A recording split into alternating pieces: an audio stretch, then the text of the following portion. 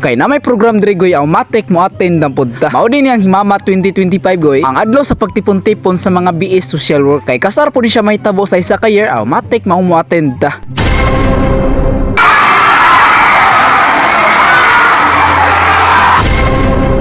Og nakita jud nato diang sa intro pa lang ganing hasta ni Jong Lingawa, mao palihog lang po human aning video ha. Og mo niya tong update karong adlaw goy. Wa mo tay lang mabuhat sa tong kinabuhi karon mao manglingaw-lingaw lang gud pud ta. Sabay video-video ba. Matik na.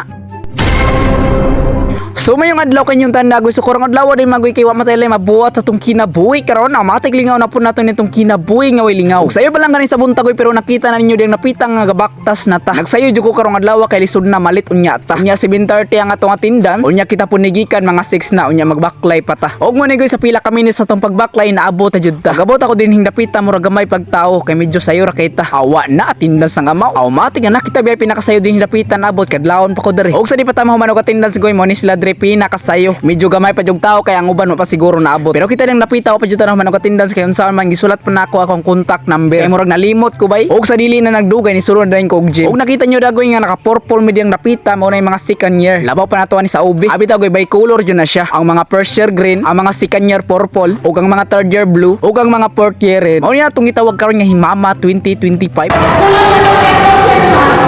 Kung ang mga tanang mga BS social work magtipon-tipon para sa usa ka program nga himuon. Kay kasar man jud nato ni himuon sa usa ka year, mausulito lang pud nato ang panahon nga gihatag sa tuwa karon. Og nagpasalamat pud ko nilang ma'am sir nga naghimo aning programa. Thank you kanyo da sir. Kay gipaning kamuta jud nila kaayo nga mahimo ni. Og ding napita ko gipabalhin ta kay natay himuon karon nga usa ka game. So ato na pangitaon kung asa atong station. Unya kay station 2 man tao din hita magpakilid ta. By block ni siya. So bali ang duha ka grupo giusa. So among kauban ni Drigoy is first year. Og samtang nangandam pa na sila dang napita, aw kita po din hindapita aw relax ata kay hasta yung iganga. Mura naman tani gilanda. Aw labaw pa. Kay unsaon man gud hasta rang inita nga atong panahon karon. Bisan ganig narata sa sulod sa gym pero lapos japon ang kainiton sa atong panahon. As we goy mo niya mga classmate diri tanan. Pero napasalamat lang po ko nga sig-init kaysa sig-ulan. Kay og sig-ulan hastang lapok ang dalan. Pero di po ko ganag-ulan goy kay masuspended na po niya ang klase. Na kay wala na po tay ma-learn ani. Aw inga na jud na basta gani good student ganita. Mag-goal jud ko goy klase. Kay dili man ta tagag kwarta ni mama. Di ara og sa di na ta magdugay goy. Aw sugdan na nato ni atong padula karon.